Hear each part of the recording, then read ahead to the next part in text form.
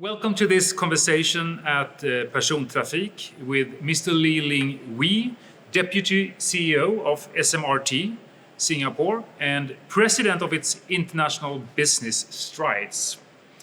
Mr. Lee is here at the fair to share the story of how Singapore has managed to create one of the world's most reliable and punctual public transport systems. Swedish public transport has agreed on a common goal that by 2030, 4 out of 10 motorized journeys will be made with public transport. The question now is, of course, can Sweden learn from the Singapore journey? Ling Wee, warm welcome to the Persontrafik Fair. It is a pleasure to have you here. Before you share with us how you succeeded in Singapore, please tell us a little bit more about yourself and the background about Singapore as a city and region. Thank you. It is a pleasure for me to be here as well. And just a short introduction about Singapore. Singapore is a sunny tropical island near the equator in Southeast Asia. We are about 728, we are about 5 million people living in a 700 square kilometer, so it's kind of dense population. And a bit of myself, I'm an engineer by training and also by profession. So about 10 years ago, I joined SMRT, and that has been quite an experience for me, and I learned a lot from the experience. So in my current job, I hope to be able to share my experience with the rest of the world, and that's why I'm here in Sweden. Yeah. So the public transport system in Singapore is ranked as one of the best in the world in terms of market share, safety, and reliability.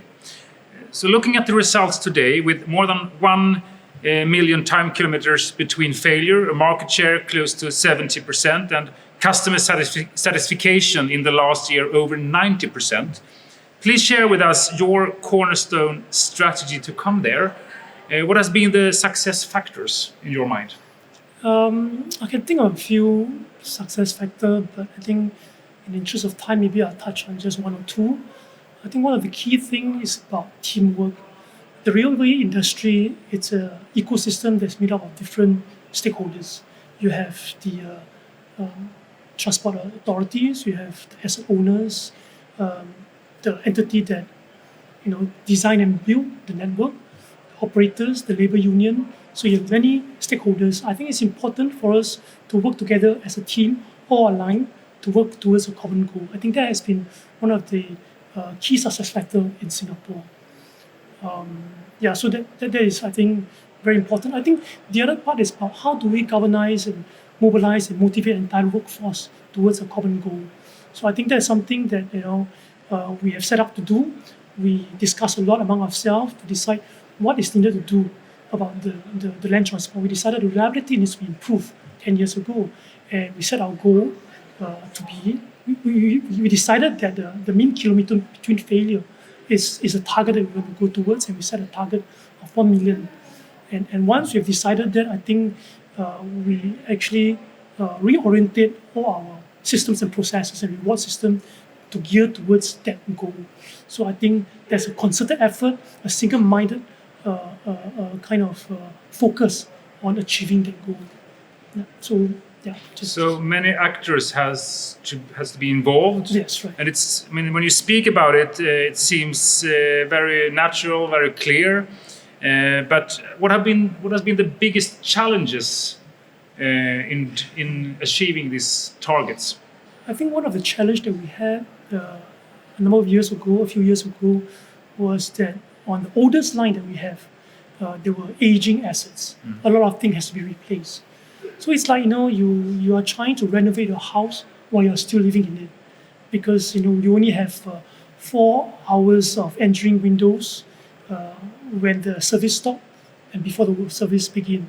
So within that 4 hours window, you have to do maintenance work and upgrading job as well. So this is a challenge for us, but we managed to overcome it, and we replaced a lot of assets in the system, and that has contributed to the higher reliability as well.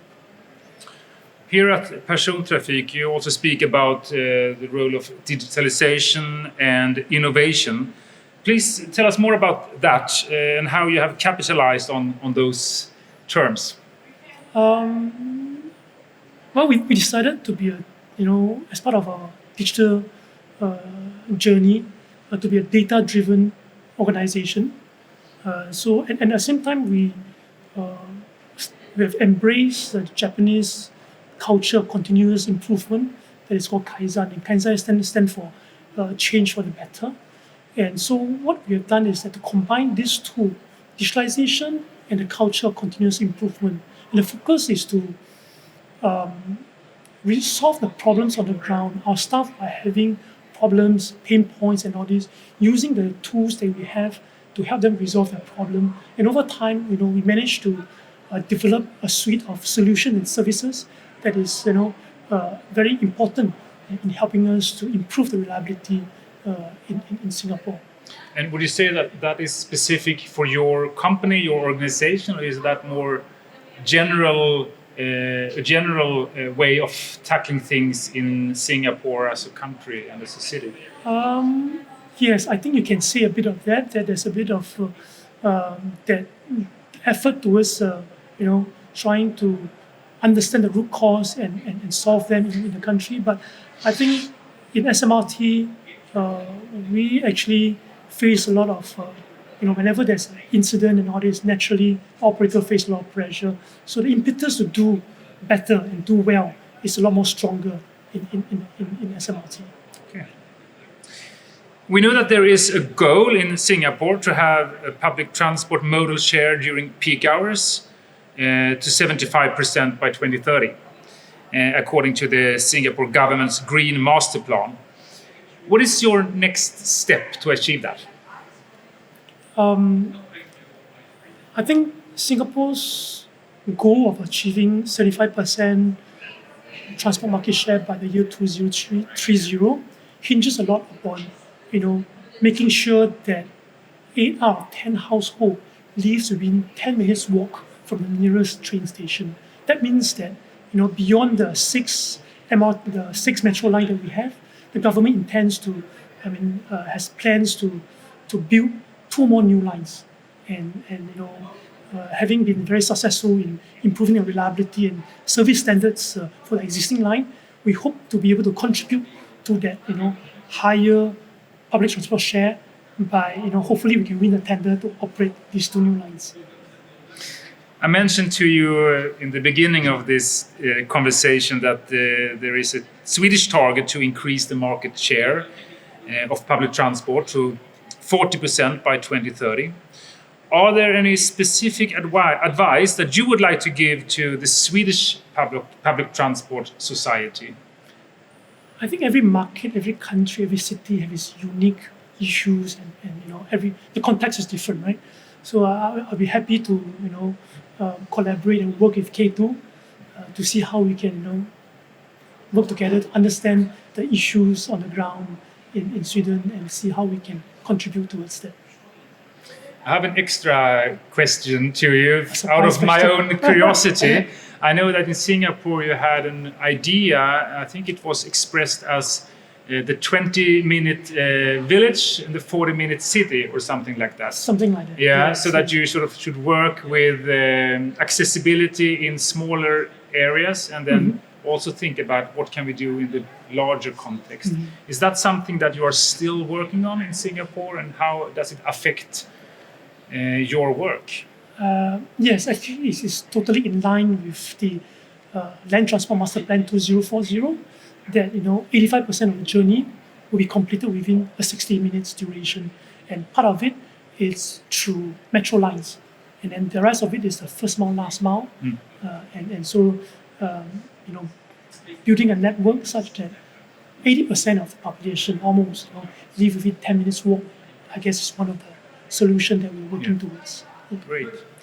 That sounds very interesting, and I want to thank you again, Mr. Ling Wee. It was very nice talking to you, and we wish you all the best in your future efforts in Singapore. Thank you. Thank you very much.